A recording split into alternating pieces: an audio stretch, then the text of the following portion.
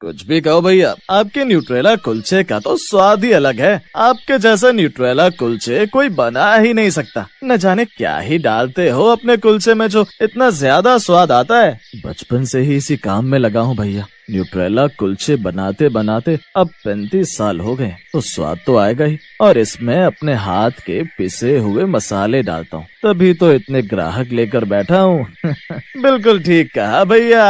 आखिर कपिल के न्यूट्रेला कुलचे क्यों इतने मशहूर थे कि हर कोई उसका दीवाना था? ये जानने के लिए हम चलते हैं इस कहानी की शुरुआत में। सूरजपुर नाम का एक गांव, जहां 2 भाई रहते थे। माँ बाप के देहांत के बाद घर की सारी जिम्मेदारी बेचारे बड़े बेटे कपिल पर ही आ गई, और अब बड़ा बेटा होने के नाते कपिल ने अपनी पढ़ाई बीच में ही छोड़ दी। अपना और अपने भाई का पेट पालने के लिए अब मुझे ही कोई काम देखना होगा, जिससे हमारा गुजारा चल सके। ये बोलकर कपिल काम की तलाश में निकल जाता है और फिर वो ढाबे पर काम करने लगा, जहां उसने न्यूट्रेला सोयाबीन बनाना सीखा, साथ ही कुलचे भी। इन सब के बीच वो खुद तो पढ़ नहीं सका, पर उसने अपने छोटे भाई सूरज को खूब पढ़ा लिखा दिया। पढ़ लिख कर उसका भाई शहर में अच्छी नौकरी पर लग गया। कुछ समय बाद उसने वहीं पर शादी भी कर ली। शादी के बाद वो बस एक बार अपनी पत्नी के साथ गांव आया। लो काव्या, अब इस चूल्हे को ऐसे जलाओ, मुझसे नहीं होते ये सब काम। ऊपर से इस छोटे से घर में एडजस्ट भी नहीं होता। सूरज चलो न यहाँ से वापस शहर, नहीं तो मैं हमेशा के लिए तुम्हें छोड़कर चली जाऊंगी।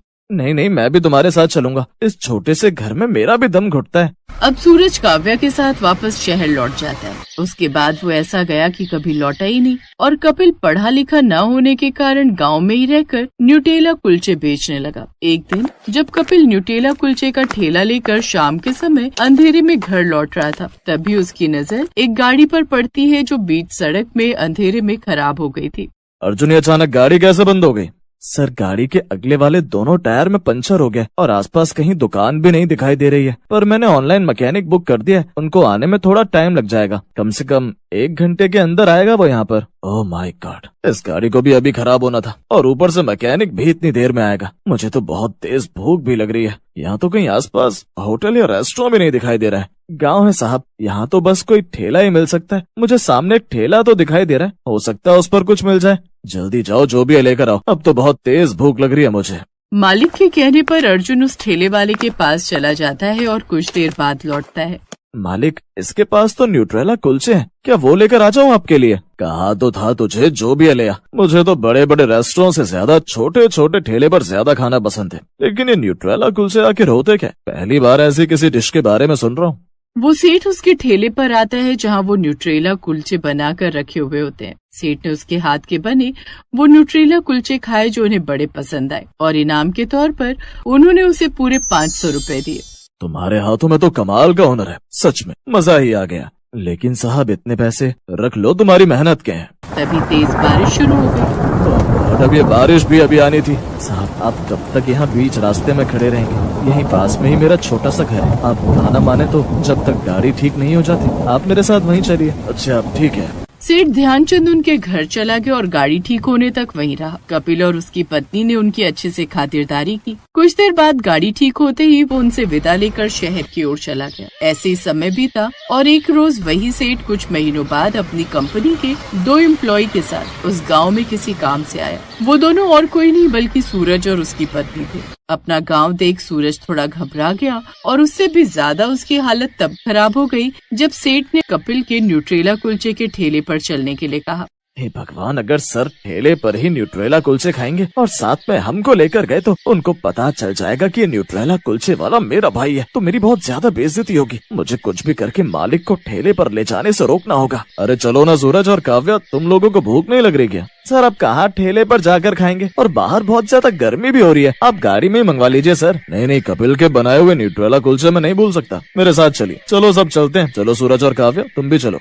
सूरज की लाख कोशिशों के बाद भी आखिरकार उसका मालिक उसको उसके बड़े भाई कपिल के ठेले पर लेकर चला ही गया। और सूरज को देखकर उसका बड़ा भाई कपिल बहुत खुश होता है, लेकिन उसे देखकर सूरज अपनी नजरें चुराने लगता है। तभी कपिल सूरज को देखकर खुश होकर बोलता है, अरे सूरज, तुम यहाँ आओ, बैठो ना। अगर आने से पहले तुम मुझे फोन कर देते तो मैं तुम्हारी भाभी से कहकर सब लोगों के लिए खाना बनवा देता। क्या सूरज, ये तुम्हारे भैया हैं? नहीं नहीं सर, ये भला गरीब न्यूट्रेला कुलचे का ठेला लगाने वाला मेरा भाई क्यों होगा? पहले हम लोग बस एक साथ पड़ोस में रहते थे, तो बस इसीलिए एक दूसरे को जानते हैं। अच्छा अच्छा, तभी मैं सोचूं कहाँ तुम इतनी बड़ी कंपनी में और कहाँ ये ठेले लगाने वाला भाई कैसे हो सकता है। और बताओ कपिल, काम कैसा चल रहा है? सब बढ़िया सर। तो तू अब हमारे लिए 3 प्लेट न्यूट्रेला कुलचे लगा दे, हम सबको बहुत तेज भूख लगी है।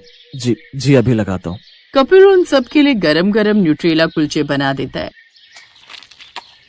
वाह, तुमने तो कमाल कर दिया कपिल। सच कहूँ तो इतना अच्छा तो न्यूट्रेला कुलचे बड़े बड़े रेस्टोरेंट में शेफ भी नहीं बनाते। मैं तो यहाँ से निकलते वक्त 4-5 प्लेट पैक भी करा लूंगा। क्यों सूरज, है ना कमाल के? मैंने कहा था ना, तू दीवाना हो जाएगा इसका। हाँ सर, न्यूट्रेला कुलचे तो सच में बहुत अच्छे बने, इन्हें खाकर मजा ही आ गया। कुछ देर बाद सभी लोग वहाँ से न्यूट्रेला कुलचे खाकर चले जाते हैं। तभी सूरज गाड़ी में बैठने से पहले अपने मालिक से कहता है, सर आप सभी लोग गाड़ी में बैठो, मैं बस अभी आता हूँ। वो उस कुलचे वाले को थैंक यू बोलना है इतने अच्छे न्यूट्रेला कुलचे खिलाने के लिए।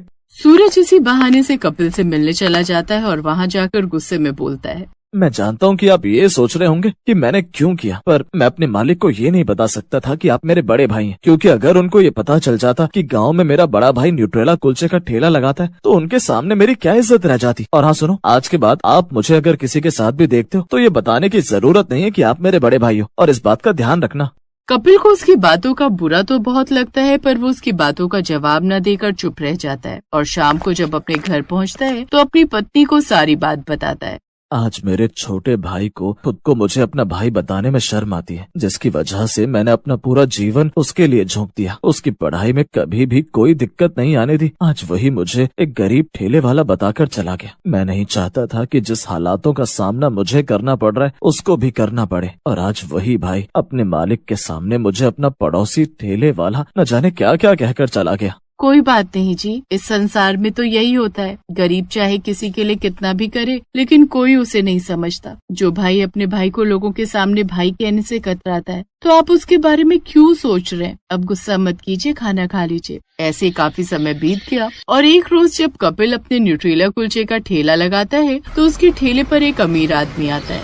मैंने तुम्हारे न्यूट्रेला कुलचे की बड़ी तारीफ सुनी है, सुना काफी टाइम से तुम ये बेचते हो। मुझे एक प्लेट दो जरा, मैं भी खा कर देखता हूँ। कपिल उसको 1 प्लेट न्यूट्रेला कुलचे लगा कर देता है और उसको वो बहुत पसंद आते हैं, जिससे वो अपने रेस्टोरेंट का 300 प्लेट का ऑर्डर दे देता है और चला जाता है। 1 साल तक कपिल को वो ऐसे ही ऑर्डर देता गया और एक दिन वो बहुत अच्छे पैसे कमाने लग जाता है। उन पैसों से वो रेस्टोरेंट खोल लेता है, जिससे उसका रेस्टोरेंट भी बहुत अच्छा चलने लगता है। तभी एक दिन सूरज अपनी पत्नी के साथ उस रेस्टोरेंट पर आता है। तभी उसकी नजर कपिल पर पड़ती है। अरे आप यहाँ, लगता है आप यहाँ भी न्यूट्रेला कुलचे बेचते हैं। अपने ठेले से आप फिर काम पर आगे, लगता है आपकी पूरी जिंदगी ऐसे ही निकल जाएगी। तभी कपिल का नौकर बोलता है, सर ये आप क्या बोल रहे हैं? हमारे मालिक को ये यहाँ पर काम नहीं करते, बल्कि ये पूरा रेस्टोरेंट इनका ही है। क्या कहा तुमने? ये इनका रेस्टोरेंट है? जी हाँ, सही सुना आपने, ये इनका रेस्टोरेंट है। और क्या कहा था तुमने कि तेरे पास भी मेरी तरह एक घर और गाड़ी होती? पता है, जिसके सर से बचपन में बाप का साया चला जाए तो घर की सारी जिम्मेदारी बड़े बेटे पर आ जाती है। और तुम जो कुछ भी हो ना, अपने बड़े भाई की बदौलत यहाँ खड़े हो। अगर वो तुम्हें बचपन में पढ़ाते लिखाते नहीं तो तुम आज यहाँ नहीं होते। तुम्हें अपने देवता समान भाई से ऐसा बोलने में जरा भी शर्म नहीं आई? और उस दिन सूरज को अपने किए पर बहुत पछतावा होता है और वो अपने बड़े भाई से माफी मांगता है, जिसके बाद वो उसे माफ कर देता है। कपिल के पास अब सूरज से भी बड़ा घर और गाड़ी थी। सुमन दिल्ली में रहती थी। उसके पापा चाट का ठेला लगाते थे। सुमन भी इस काम में अपने पापा का साथ देती थी। पापा, ये लो, सारे गोलगप्पे भी तैयार हो गए और पानी भी बना दिया। बस मीठी चटनी आप बना लो, मैंने हरी चटनी बना दी है। सुमन बेटिया, सारा काम तो तूने ही कर दिया। तू तो मेरी आदत खराब कर रही है बेटी। कुछ दिनों में तू ससुराल चली जाएगी तो तेरे बिना काम में बिल्कुल मन नहीं लगेगा। तेरी बहुत कमी खलेगी बिटिया। बस रो दिए। सुमन, अब तू ही अपने पापा को संभाल। थोड़ी थोड़ी देर में मन भारी कर लेते हैं। पापा, मैं आपको छोड़कर कहीं नहीं जाऊंगी। मुझे ये शादी नहीं करनी। मैं भी आपके और माँ के बिना नहीं रह पाऊंगी। पापा नहीं बिटिया, ऐसे नहीं कहते। बेटियों को अपने ससुराल जाना ही होता है। केशव बहुत अच्छा लड़का है, तो ससुराल में बहुत खुश रहेगी। सुमन की शादी सूरत में तय हो गई थी। 1 महीने बाद सुमन की शादी थी। इसीलिए सुमन अपने माता पिता से दूर दूसरे शहर जाते थोड़ा उदास थी। सुमन बड़ी थी और एक छोटा भाई था जो अभी पढ़ रहा था। धीरे धीरे 1 महीना बीत गया और सुमन की शादी का दिन आ गया। सुमन के माता पिता उसे राजी खुशी डोली में विदा करते हैं। शादी के बाद सुमन दिल्ली से सूरत अपनी ससुराल आ जाती है। सुमन का पति केशव एक गैराज में गाड़ियों की मरम्मत करता था। सुमन समझदार थी, उसने आते ही पूरे घर को संभाल लिया। बस बहू, मैं और रोटी नहीं लूंगी, केशव को दे दे। बस एक ही रोटी देना, पेट में बिल्कुल भी जगह नहीं है। इतना स्वादिष्ट खाना बनाया है बहू कि मैं एक रोटी भूख से बढ़कर खा गई। कहाँ माँ जी, 2 निवाले की एक रोटी होती है मेरी छोटी छोटी। अब मैं आ गई हूँ ना, तो रोजाना आपको ऐसे ही गरम गरम मेरे हाथ का बना भोजन खाना होगा, कोई बहाना नहीं चलेगा। हमारे तो भाग्य खुल गए बहू, जो तुम हमारे घर में बहू बनकर आई। जीती रहो। सुनिए, मैंने आपका टिफिन पैक कर दिया है, ये लीजिए। बस मैं 2 मिनट में आई। अब ठीक है, मैं बाहर तब तक मोटरसाइकिल निकालता हूँ। माँ जी, और क्या क्या राशन लाना है? बस यही बहू जो लिखवाया है, बाकी तुम अपने लिए जो चाहो खरीद लेना। ठीक है, मैं थोड़ी देर में लौटती हूँ। सुमन केशव के साथ मोटरसाइकिल पर बाजार चली जाती है। सुमन कहो तो गैराज बाद में चला जाऊंगा, तुम अकेले घर सामान लेकर कैसे जाओगी? अरे आप चिंता मत करो, मैं ऑटो ले लूंगी। केशव सुमन को बाजार में छोड़कर गैराज जाने लगता है। तभी उसकी मोटरसाइकिल के आगे कहीं से एक पत्थर आ जाता है। केशव की मोटरसाइकिल लड़खड़ा जाती है और वो बहुत तेज गिरता है। केशव को काफी चोट आ जाती है। सुमन कुछ ही दूरी पर थी। हे ईश्वर, ये क्या हो गया? भाई साहब, थोड़ी मदद कीजिए। चिंता मत करो बहन जी, सब ठीक हो जाएगा। कुछ लोग सुमन की मदद करते हैं और केशव को बराबर के अस्पताल में ले जाते हैं। डॉक्टर केशव का इलाज करता है। कुछ देर बाद केशव को आराम मिलता है। ज्यादा गंभीर चोटें तो नहीं थी, पर केशव के पैर की हड्डी टूट गई थी। 2 दिन बाद केशव को छुट्टी मिलती है। माँ, मैं ठीक हूँ, बस पैर की हड्डी में ही तो फ्रैक्चर है। कुछ महीनों में मैं ठीक हो जाऊंगा, चिंता मत करो। अरे माँ हो ना बेटा, तू नहीं जानता, जरा सी खरोच भी बच्चे को आ जाए तो माँ का कलेजा निकल जाता है। और फिर तेरे तो इतनी चोट आ गई है। अब तो कुछ दिन के लिए गैराज भी नहीं जा सकता।